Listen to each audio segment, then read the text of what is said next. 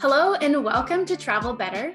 My name is Hannah and I'm very excited to have Mauricio Kusanovic here today with me, who's coming from the Las Torres Reserve in Torres del Paine National Park in Patagonia. He's the executive director, but he's also part of the family that started the reserve, so I'm very excited to chat with you today. Thanks for being here. Hey, thank you, Hannah. And it's great to be here and share Patagonia to the world. Yeah, I think Patagonia is not always the most talked about destination, so I'm very excited to learn more about it. Well, it's actually a new destination, to be honest, compared to national parks in the United States. No, Chile has only 200 years old. Chile, so Patagonia started into tourism, I would say, in the early 90s. So to be honest, a lot of people still don't know much about Patagonia. They've heard of it. I think everyone has heard something about the place as a mystic to the destination. But hopefully we can actually talk a little bit and show the beautiful things that we have here. Yeah, like your background. Yeah, it is. Well, yours also. Your background is actually one side of the national park, one view, which is the Horns and French Valley. And my background here is Las Torres de Paine, the main attraction. So there's it's a 200,000 national park, so it's a big one. Yes, yeah, it is big. So maybe tell me a little bit about how your family ended up in Las Torres del Paine National Park. Well, long story short, because it's actually we're Croatian descendants. We came from the island of Brač, a little town called Prasnica in Croatia. And so when my great grandfather, when he was 15 years old, he actually just took a boat and went to Patagonia. There was a little bit of a gold rush. They were all looking better life in general. So when he arrived, he started working in a butcher shop. When you arrive at 15 years old, you just want to improve and just want to work and do a better life. So that leads to enter the whole cattle world.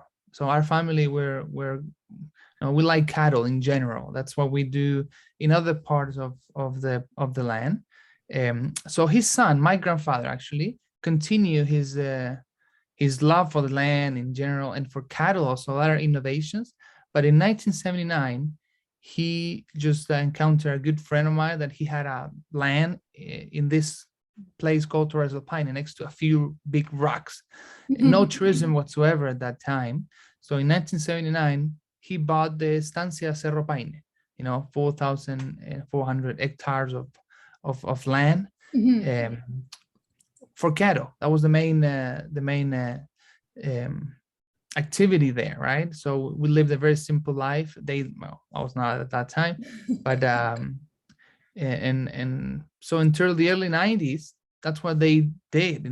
Just cattle in Torres del Paine. That was the main activity. But suddenly, people started coming from different parts of the world. At the beginning, they were climbers. The first one that came to Torres del Paine, they wanted to climb these beautiful mountains. So we helped them with a little bread, some blogging, we just help them take their stuff up to the mountains, use the horses to help them. But then more people started coming, so we ended up in tourism because of that, right? Because we just started seeing this flow of people that wanted to see adventure in times that no one really invested much in tourism. Actually, the Las Torres Hotel, it was the second infrastructure built as a tourism option.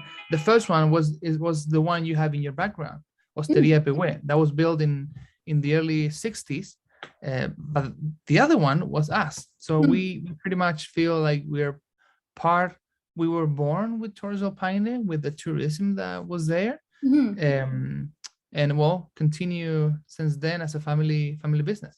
That's really cool. I love that you're really getting that authentic Patagonian experience when you go there. That's really interesting. Well, it's part of what we do. We're not just investors that just build the hotel. No, so we really started as a very, very small.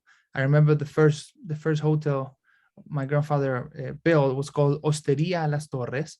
It was 9 little rooms and a small restaurant. That's it. And from there, that was in 1992, we started growing. Actually, I have a small presentation that you may want to, which is maybe good for you because we can explain everyone about the destination and how things. Let me know. Oh yeah, perfect. Okay.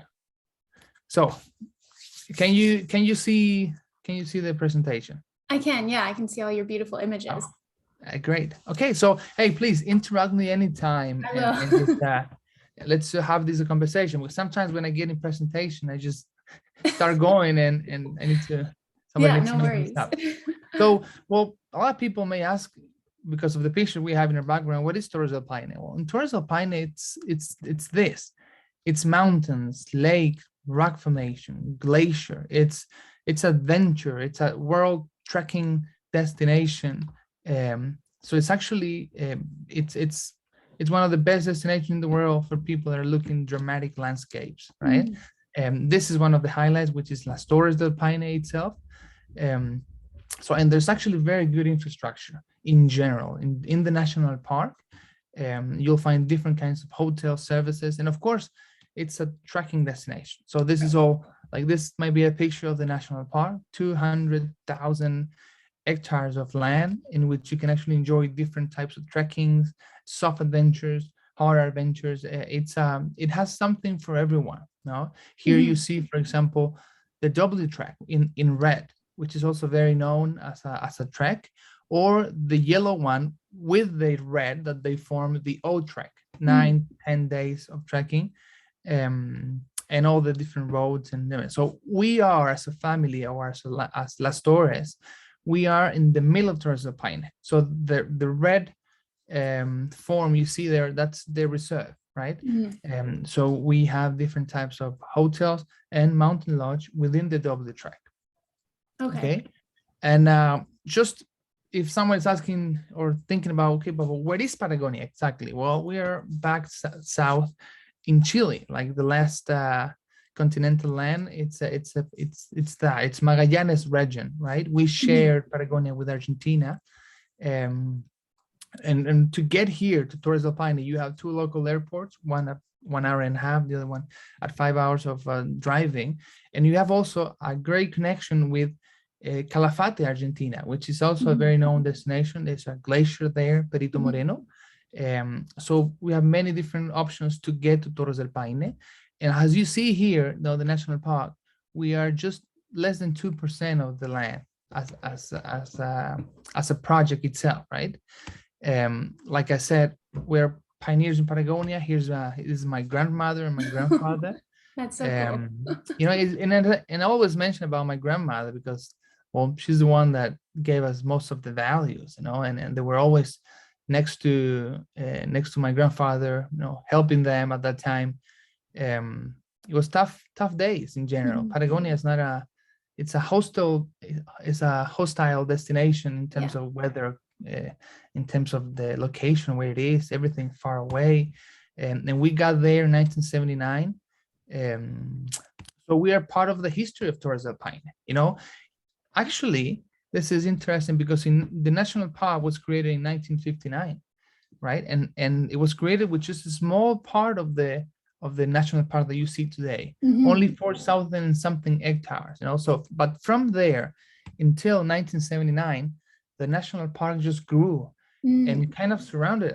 It did surround the whole reserve, the whole estancia, right?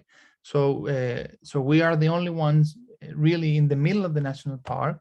We grew up there as a family. It's a fourth generation project. You see there, that's my father, my uncle there, and so the cute. beginning. And so after, when just being there was really something, but when we started the tourism, it was really a new adventure. And it was an adventure that for us was very new. We just used the resources we had. We built the whole reserve with the things we had in our hands at the moment, and a lot of hard work at the beginning. So like you mentioned, we do feel part of the authentic Patagonia. We try to represent them. We're not a working estancia within the Torres del Paine anymore. That we turn the whole thing into our reserve, but we do try to keep the culture alive. because I think it's part of our nature in Mhm. general. So we try to put this into the hotel or the different products we have in Torres del Paine. So is your whole family there still? Well, it's actually yes. My grandfather died actually in 1995, 96, I think. Mhm. And then his sons and daughters, right? My father and uncles, they're the one that started, they continue the whole business, Mhm. and they continue until now. Now we just arrived as a fourth generation. And I think what we have brought to the project in general, the new generation, it's the conservation vision, I would say, because we came up with new reforestation projects, try to work with the communities, reuse, recycle, all the cultures. Actually, it's really now in people talking about sustainability. We are the ones that proposed to turn the whole reserve into a natural and cultural reserve. Before it was just a working estancia. Mhm. Actually, I remember still the time that we told our family that we wanted to take the cattle away from the place, right? And for some people that have lived there for a long time, it was not something easy to do. Right. But we understood, I think, that it was time to change. We couldn't continue some of the cattle of the habits of the how do you manage a working estancia, with the Mhm. dogs and so because we were in the middle of national park, that's why we turned the whole thing into a reserve. We had already created in 2004 an NGO called Ama Torres del Paine that Mhm. took care of some of the projects of sustainability. And then we started investing. We created a welcome center at the beginning of the reserve so clients can actually know where they enter, get information. We can control, maybe if there's a need to control people. Mhm. We started our own park rangers within the reserve, and now there's a couple of projects that are very important for us. For example, we closed the most important trail. We close the trail with our rangers and the rangers of the national park. We work Mhm. together so no one's left behind. And Right. it's incredible how many people we have saved from I don't know, injured themselves. Oh, wow. I remember still families looking out for us at 2 a.m. in the morning saying, hey, my son and my husband haven't come back from the excursion. Mhm. So we had to go and find them with the horses. And lucky, not many fatalities in general, not many people that with real problems, but a lot of people with broken knees or not knees, more ankles, Mhm. or they just Patagonia.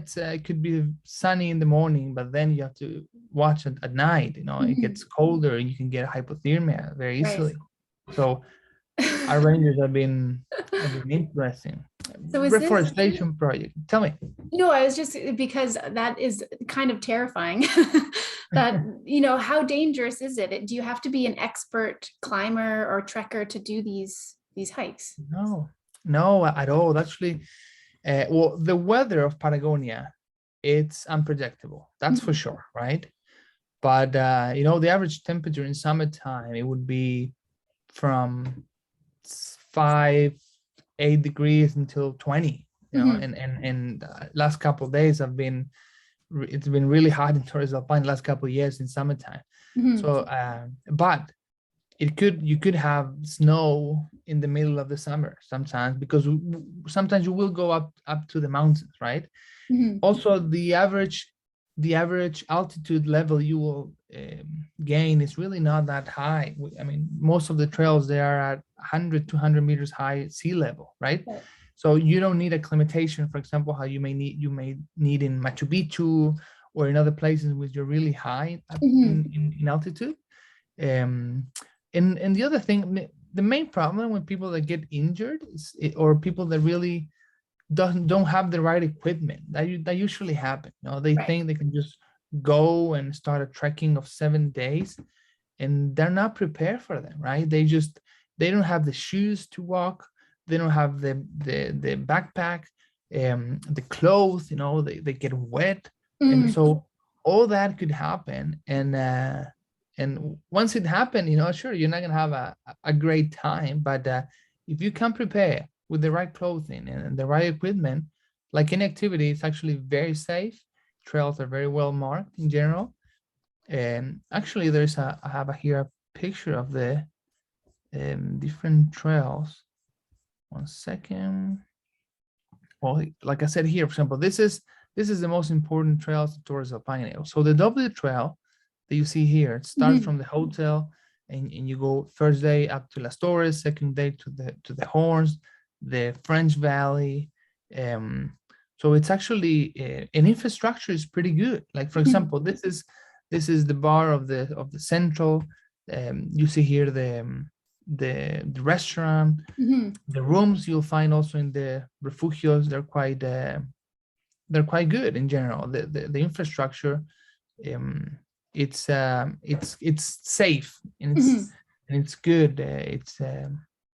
It's not like other destinations which you really don't have many good infrastructure. So like in every refugio you can trust, we have the tents prepared for you. You can actually and that's actually what I recommend to people. Just try to go towards Alpine with the light backpack, right? You don't have to carry everything. You can have all this right when you arrive there. Wow, that's and just great. Just go and do day number 2, walk up to Las Torres. So it's because it's a popular destination, I think infrastructure for it's quite good, and so people don't really need to be afraid of going. Okay. Actually, it's one of the safest. I remember one time I was talking to this girl in the airplane, and she just mentioned that she just went to Torres del Paine, and I asked her like, why you decided to go to Torres del Paine, and she just mentioned something that for me was very interesting, that she was looking for safest places in the world for female solo traveler. Oh. And Torres del Paine appeared, and yes, it's actually a very safe place, even though you are within the mountains and you feel isolated, and the places you will walk, they're like really amazing. You'll feel very safe. There's people walking with you. You'll meet a lot of great friends have been made in the W Trail, or families. I know some people that just met in doing the W Trail, and they just continue, and they get to know each other for 2 or 3 days, and they ended up getting married. Oh, really? Yeah. That's so cool. So now you're matchmakers as well. Maybe we can sell that. Yeah. A trip to get to know the love solo of your female, life. solo. Yeah. Yeah, that's great. These images are just gorgeous. It looks like the terrain varies a lot, but you had mentioned it doesn't go super high. So you don't have to go too much. The trails are not super high in general, but that's actually one of the main attractions of the national park. It's actually the height difference between when you are in, just like you see in this picture. This is Los Cuernos Lodge or sector, in which you have cabins, and you have refugio and campsites. So 500 meters from there, you find this 3,000 meter high mountain, right? And you are only at 100 meters sea level. So it's really the difference of altitude that impacts you. It's so dramatic, you see some snow. So the peaks of the mountains are very high, but where you will be walking, I say it won't go much of 900, maybe 1,000 meters high. Okay. So like you said, you don't really need to acclimatize necessarily to the height. Not at all. And did your family, you built all of these lodges along the way, and you sort of created these trekking routes? Well, we didn't really create these trekking routes. That would be because we do feel part of the development of the destination, because a destination, it's created not only with nature, because it was just as simple. There was so many places that have beautiful nature, and really they don't have infrastructure, so people cannot really go visit them. So what we did, these trekking routes already existed. Right. Most of them were made by cattle, actually, from going from one place to another, or guanacos, which is like a one of the animals that live there, like a llama, right? Or huemules, I know it's a native deer also. So there were animal trails Mhm. that we just continued using, so that's also one of the reasons why most of the trails in Torres del Paine, they do need to be fixed also, because they're really not built for the trekkers, not built with sustainable construction techniques or the right inclination, the Mhm. drainage. So it's always a constant work on trails. So what we did is we just continue uh, the the efforts of the national park to build, because there's the other side has a concession also, and concessions of the same kind of infrastructure. So Mhm. we just decided to continue, so this W track or this kind of routes, they could be completed. So Cool. I think we add a great amount of development to the whole destination in Mhm. just by having the circuits. And I think you mentioned this, but how long are the different trekking routes? Like, how long should you spend? Is it sort of a set number of days, or is it flexible? Well, it's actually very flexible in general, because one thing you could have, and this is, for example, this is, we go back to this Mhm. map, right? So there's, you can actually, we can separate Torres del Paine in two, okay? Just to try to understand some dynamics. So you have the Mhm. mountain, all the mountain range, right? So Mhm. we're like what surrounds us, what is within the yellow and the red lines, Okay. those are the mountain range, and that's the attraction. So you pretty much enter the different valleys. You enter to see the Great Glacier to the left, or the French Valley in the middle, or Las Torres to the right. So what people do actually, it's they can actually stay in different places. Most of the more luxury or more high-end products, they are in the other side of the mountain, right? Mhm. And so from there they go day by day to the different attractions, right? So you do a day of trekking. Right. So how many days can you spend in Torres del Paine? You can spend the many days as you want. If you have only 2 or 3 days, you'll have time to do the most important excursions. But if Right. you really have 5, 6, 7 nights, you will be able to do the whole circuit, which could take you 9 or 10 days. Right. So it's depending on how much time you have. It's really how many days. But for sure, if you spend 10 days, you can do every day a different excursions, and Cool. especially if you start also doing some excursion, for example, horseback riding. We have different kind of horseback riding options that start within the reserve, um, and there's some cultural tours. There's a great glacier navigation which you can Mhm. actually take, and the rest is just amazing trekking in different parts of the national park. Cool. So everything will depend on how many disponibility you have. You Right. can see, for example, this are image of you have kayaking on the glacier, or you can do an ice walk Oh, cool. in that sector. So all this, it's possible in Torres del Paine, and I think the dynamics are for all kind of different Right. efforts. So, so your family owns the Hotel Las Torres. And so if people stay with you, then you help to basically organize their entire trip with all of the different activities and excursions. Is that correct? Is that correct? Yeah. Okay. In Torres del Paine, one of the products we have is Las Torres. Right. And this is a 75-room hotel. We are located right there at the beginning of one of the most important trails Mhm. of Torres del Paine. So once you're there, it's a beginning of most important trekking. So people are really looking to do daily excursions, not really taking a van to go different places. Mhm. Well, I think it's a hotel they can actually choose. Type of rooms, they're simple. We're not into the whole luxury, Mhm. Asian luxury or something like that. It's just Mhm. simple, but a very nice infrastructure. You have a sustainable cocktail bar and all the food there. That's most of them it's local produced. You have a restaurant, so you can combine different parts of things. Within the reserve, we have a kitchen garden, and this is a hard word, or regenerative garden. I don't know. We follow the principles of nature. Like we don't fertilize with chemics. We don't turn the land like most of the people do every time in their fruit. So we take care of the soil. So it's a bio-intensive organic garden. You know, we produce more than 13 tons of organic compost there. So clients, when they see this, they can actually be sure that you know everything we have there then goes to your plate at night. So that's actually quite a luxury these days, actually, if you think about it's farm to table. Yeah, farm to table. That's awesome.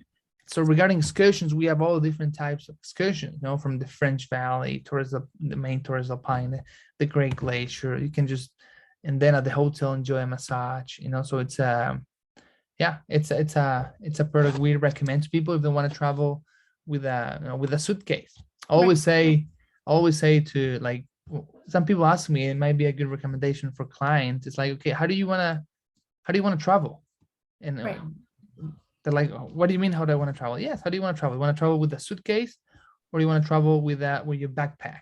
Because that will depend what kind of experience you may want, right? The suitcase, usually they'll go to, for example, Las Torres.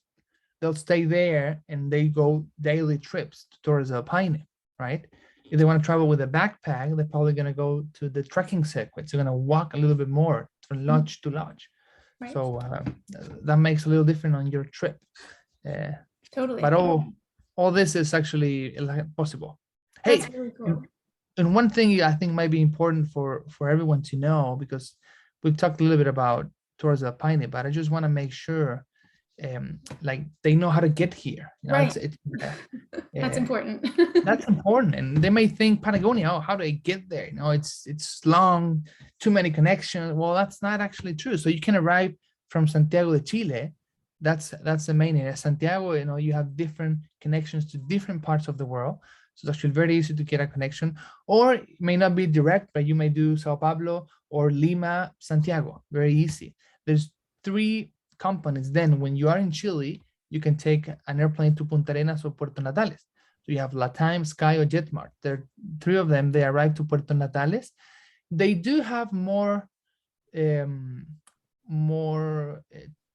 itineraries to Punta Arenas, because Punta Arenas, it's the main city, is 120,000 people. Puerto Natales is it's more popular in the summer for Torres del Paine, but only has 20,000 people. So you may have 6-7 direct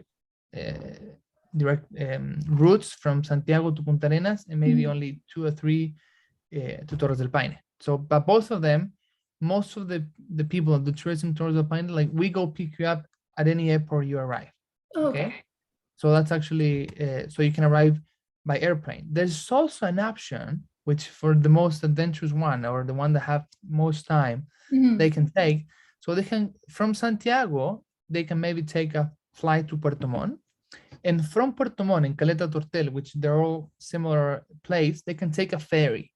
There are 2 ferries, which is, one is Navimag, and the other one, I don't remember the name, but there's 2 ferries that they do the fjords. So, and you know, the main difference with Chile and Patagonia from Argentina and Patagonia, it's that we have the fjords, which is all these archipelagos and these canals between the mountains.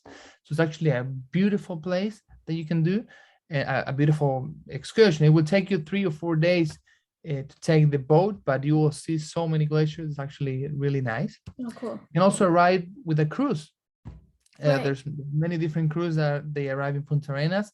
Some of them, they arrive into Puerto Natales also. So I don't know, now with all the pandemic, some things and services have changed a little bit, so they will have to just research.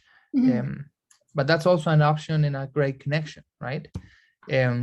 Like I mentioned, a lot of people, they use Buenos Aires also as an entering point to Patagonia. So from Buenos Aires, you have direct flights to Calafate or Ushuaia, and from Calafate, you can actually take you have LATAM and Aerolíneas Argentinas. Those are the 2 airlines that they get directly to Calafate. That's only 5 hours. So from many of these places that I've mentioned, from Punta Arenas, Calafate, or Puerto Natales, you can actually just, well, option number one, just hired a private transportation, or use, we have Las Torres, we have connections with the 3 airports pretty much every day. There's also a possibility to rent a car. You can rent a car and just do Torres del Paine with no problem. Or just take the regular buses, which are actually pretty nice also, and cheaper, of course, if you want to travel with not much expensive. Timing between Punta Arenas and Puerto Natales, it's about 3 hours. Then from Puerto Natales, 2 hours. And I don't know, it's all this information. It's quite handy. So you know that you can actually get to Torres del Paine safe. And there's many options. Yeah, no, that's really good to know. I think that, like you said, these kind of remote destinations, sometimes they feel not accessible, but it's nice to know that it is very accessible. It's pretty easy to get to. That's good. That's right. I think I cut you off earlier when you were going to talk about your reforestation program. Oh, I'd love to hear more about that. Like since I mentioned, we, since our family started the project, which we've always been really try to improve the conservation area, right? So I mentioned that we built the welcome center, then we created the park rangers. We started also with some reforestation projects, because 30,000 lenga trees or 30,000 hectares got burned towards the Paine since 2005. Oh, wow. So we have to do something about that.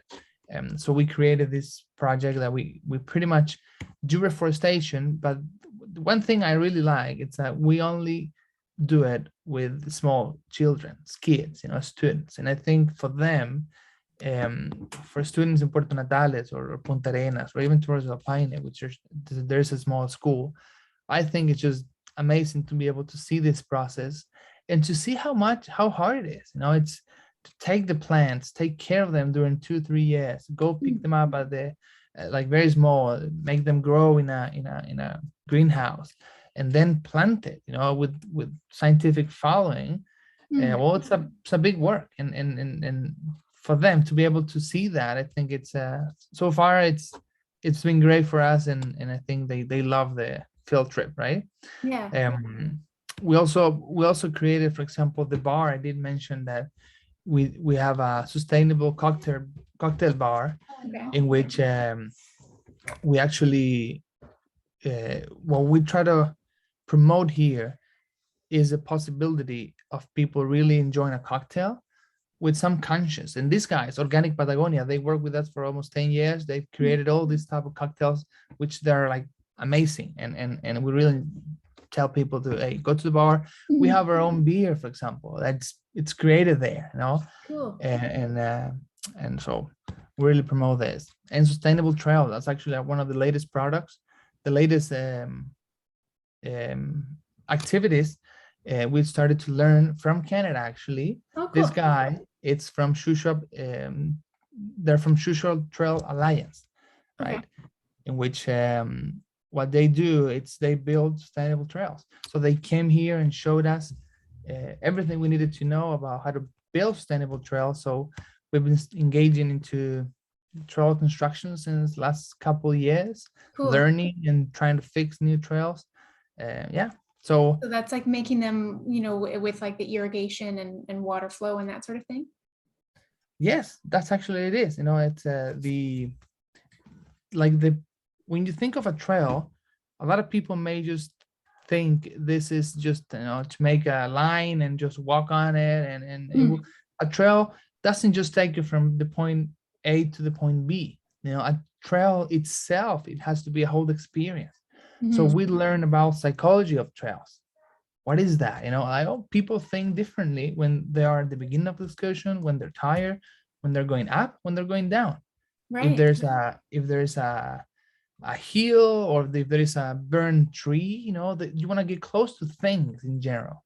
So like once you know that, you know how to design trails and make a better experience. Like if you have a canyon, for example, and you cannot build a trail that just pass right next to it.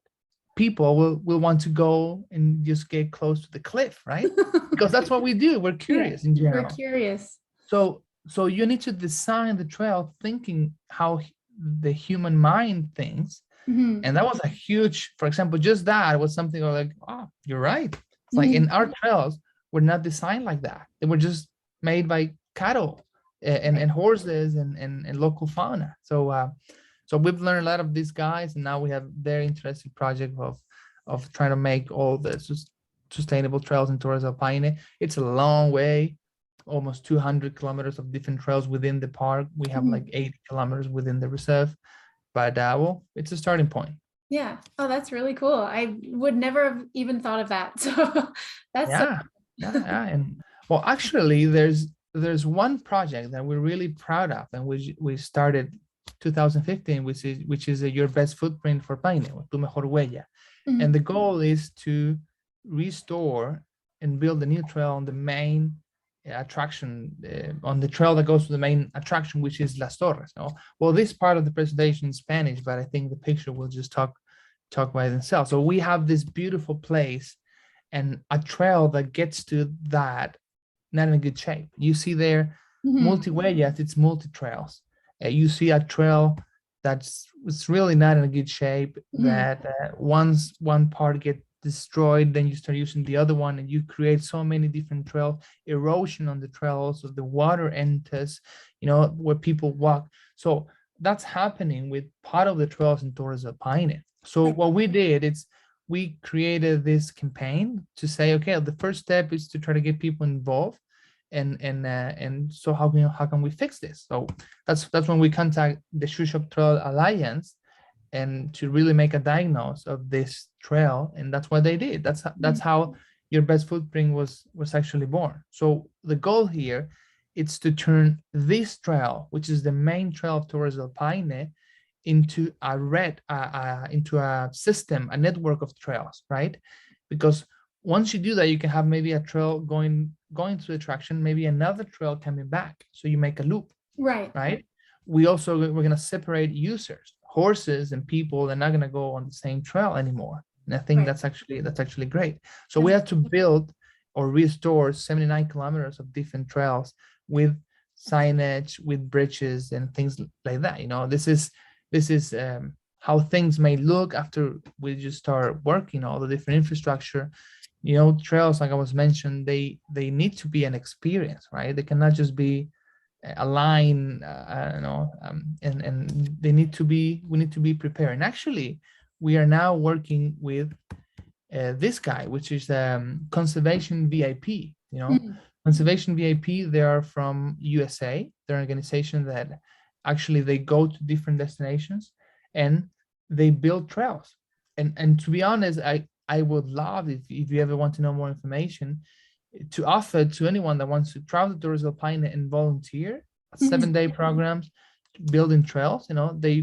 They've done different kinds of infrastructure within the park.